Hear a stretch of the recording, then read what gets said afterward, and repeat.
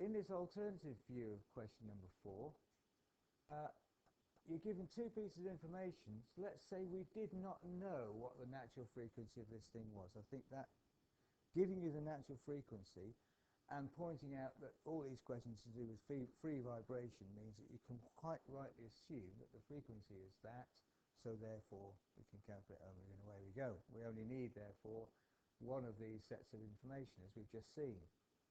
However, if we didn't know the frequency, we could still do this equation, solve this problem. Because we're given two situations, what does the fact we've got two sets of information suggest to you mathematically? Simultaneous equations should suggest itself to you because we've got two sets of information. So we can write this formula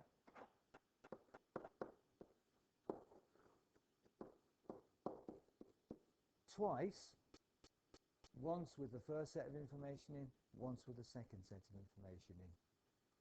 Writing the equations, we can call them 1 for the first situation, 2 for the second.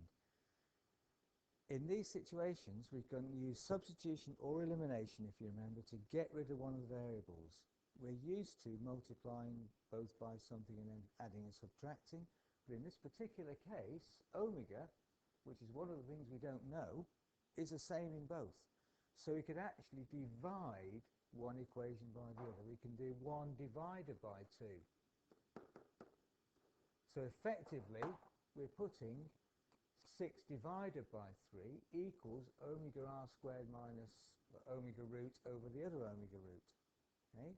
And when we do that, we see that the omegas cancel, because omega on top, omega on bottom.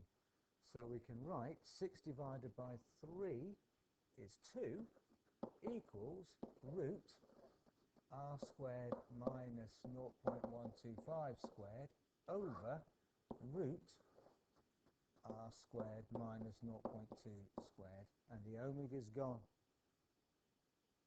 So we don't actually need to know what the natural frequency of this thing is. In fact, we can use this information to work out what the frequency of oscillation is for this particular thing. So now we square both sides. 4 equals r squared minus 0.125 squared over r squared minus 0.2 squared. And now, again, we've got an equation to solve to find r. And you should finally get the same answer as the previous method.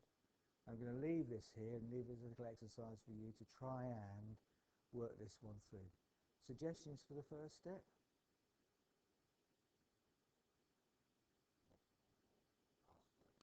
Good, yeah. I don't like having this thing underneath, so multiply both sides by that expression on the bottom on the right-hand side here.